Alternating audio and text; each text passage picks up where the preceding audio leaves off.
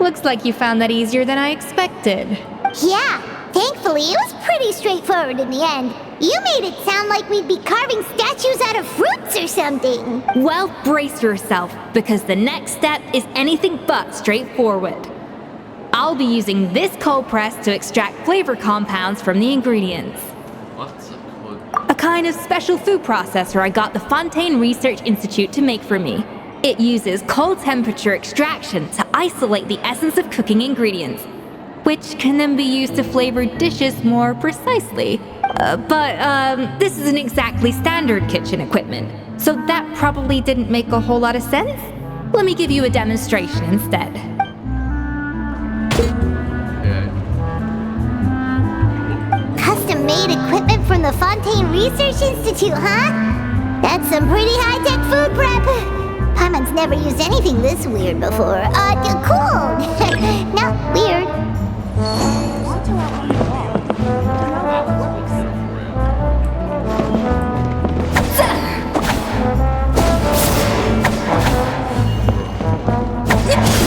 The device isn't cold enough yet. I need to reduce the temperature.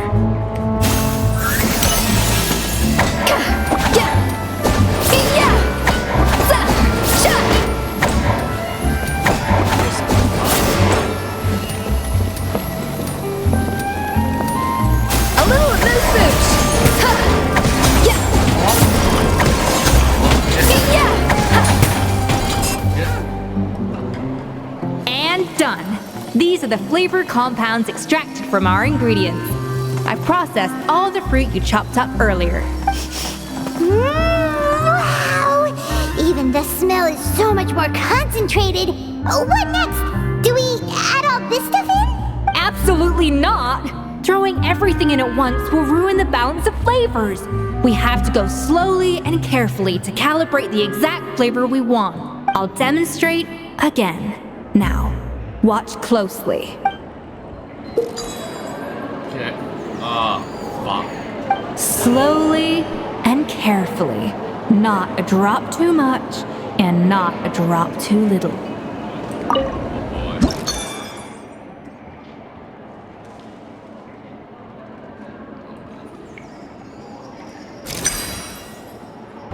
Being the warm. Oh, file. God.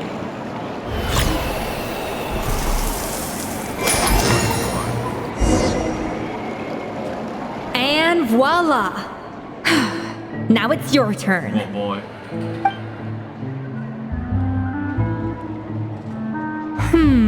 Not terrible. Considering this was everyone's first time blending flavor extracts, it could have been worse. But the traveler's work was surprisingly good. Are you sure you've never done this before? You got almost perfect results on your first try. All thanks to my excellent teacher. That goes without saying. Still, credit where credit's due. You did well. Alright, now for the part I've been looking forward to. I want each of you to cook something from the Hotel du Bois' current menu. I'll judge your submissions and give you a final score. That's right. The true test of your cooking skills is the finished product. It'll be good practice for the contest itself. Now get to it. Chop chop! Oh boy. How's it going? Have you picked a dish yet? Choose wisely. I expect you to present the most delicious thing on the menu.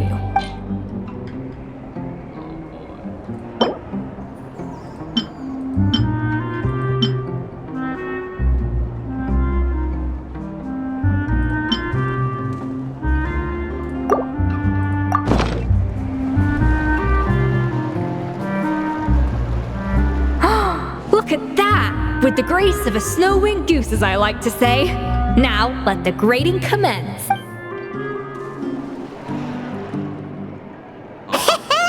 Pretty good, right? Not to brag or anything, but Paimon's a bit of a connoisseur when it comes to la food. What the? 6 points. What? Oh, well, fair enough. Paimon doesn't cook all that often, so as long as it's a pass. That's 6 out of 100. What? What? You say you're a connoisseur, but it's quite clear from this dish that you have far more experience consuming food than creating it. By that logic, I suppose you think listening to Lady Farina on repeat every day would make you an opera singer. Wait for Anna. Aww. Oh boy. Me next. I'll have you know that this batch of macarons has 2 whole tablespoons less sugar than my previous ones. So you went from 12 tablespoons to 10? Well, it's nice to know you actually measured it out. Because it tastes like you just threw in whatever was left in the jar. 6 points. I knew it.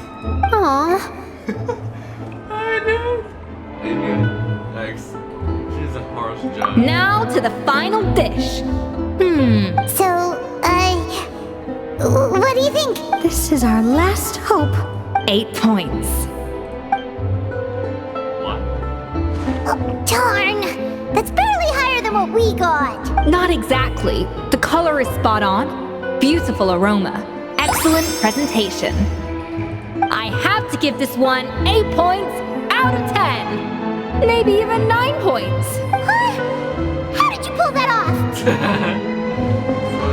Practice for your time. Don't get me wrong. There's room for improvement. But still, this is clearly the work of an accomplished chef. I can tell that you've put many hours of work into honing your skills in the kitchen. What's happening? I can really taste the grace of the snow-winged goose in this dish. The traveler's journey, with all its trials, tribulations, and setbacks.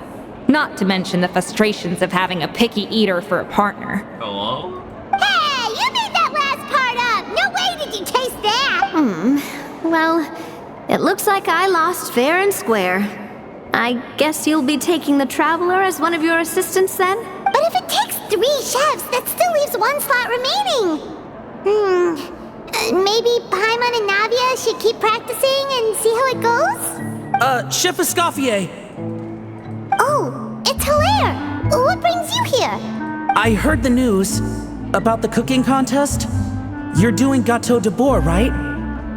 I was just wondering if you needed any help. And you think you're up to the task, do you? Oh, no, I know I'm not there yet. It's actually my dad who wanted to help.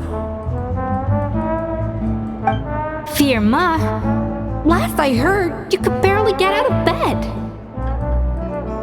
Chef Escoffier, Navia, Traveler, thank you all so much for everything you're doing for me and my family. I've had enough of sitting around at home while you run yourselves ragged.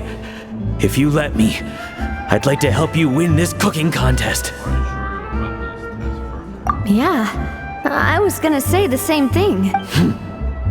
Don't you worry, I'll be fine. I'm feeling much better now. I'm sorry. I know I've been rather useless these past few days, but not anymore. The fact is, I'm a fine chef, despite recent events. I've proven myself in the Hotel de Bourg kitchen, so if anyone's qualified to work under Chef Escoffier, it's me. I think. I mean, I hope so. Firma, have you even set foot in a kitchen since leaving Hotel de Bourg? I have not, but I'm fully rested now. I know I can handle it. I'll prove it. Let me whip something up for you right now.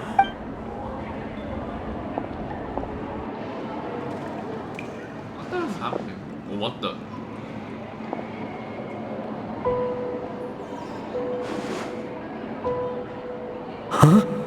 That's strange. Why are my hands shaking? What do you call this, Firma? I can't seem to grip my knife. Do it again! Again! Again! Hopeless. Get out of my kitchen yesterday. Dad, what's wrong? I don't understand. I was feeling so much better, and then Will I never be able to work in a kitchen again? Dad, talk to me. What happened? I think the real issue here is not physical exhaustion, but psychological trauma. Monica, when did you get here? Probably because you were all concentrating so hard on your cooking. I didn't want to interrupt your flow. But anyway, I'm so sorry. If only I'd known how serious your situation was, I would have stood up for you sooner. You have nothing to apologize for, Monica. During those long nights of redoing every order, you were the only person who looked out for me. Oh, come on. All I did was make you some tea. I doubt it was much help. Savannah was so ruthless toward you. I probably should have brought you something stronger. She sounds like the worst. All right, another Savannah horror story. Let's hear it. She's been getting harsher and harsher on us ever since she heard about Escoffier's new role in the Fleuve Cendre. Seems like no matter what we make, she'll find something wrong with it. What is this? It looks like a dog's been at it! In the trash now! Then she orders us to redo the dish again and again, but we never know what's going to make her happy. Do it again! Do it again! Do it again! Every time you remake it, you just get another earful from her. Either straighten yourself out or get out of my kitchen! So now, it seems like just picking up a kitchen utensil gives me flashbacks of her yelling at me. Oh man, that must be awful. The more I want to get it perfect, the more my hands shake, and the more scared I am of making another mistake. How can you give up so easily, Firma? You weren't a quitter when you were working for me. And even under Savannah, you talk about working late into the night trying to perfect your dishes. That says to me that you still hadn't lost that determination to prove yourself. What changed? I don't know what's come over me. When I think back, I just remember feeling like my heart and my hands were growing heavier and heavier as the shift went on. Each time I had to redo a dish, my heart sank a little further. Maybe Savannah was right.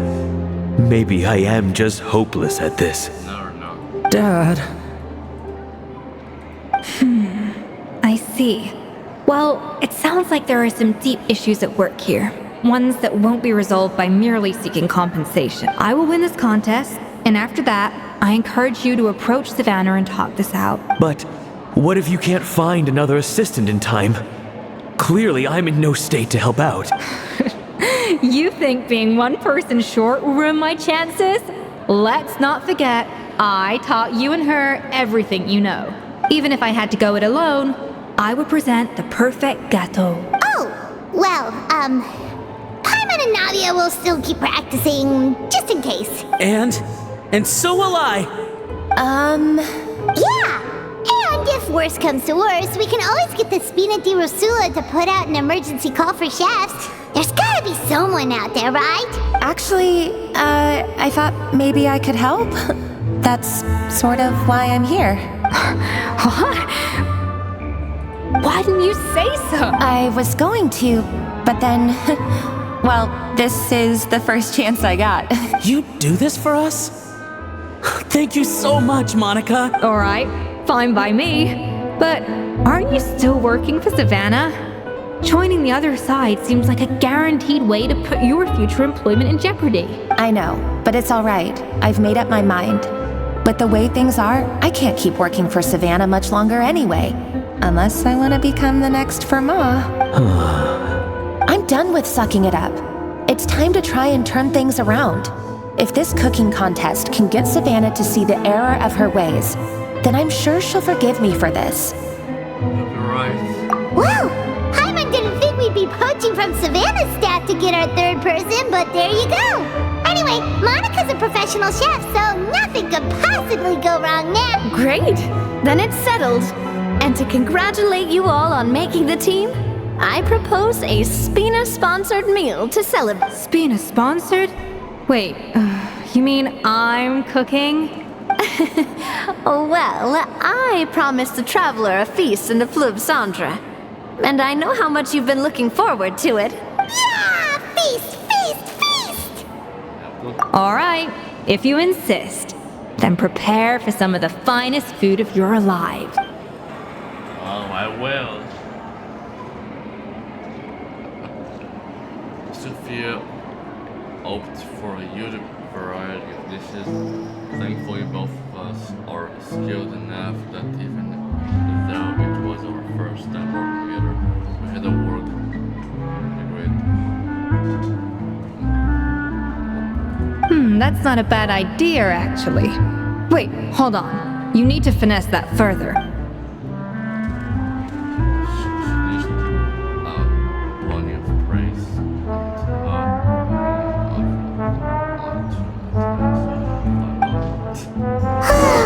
That was a dream come true. Paimon never knew Fontanian cuisine could be this good.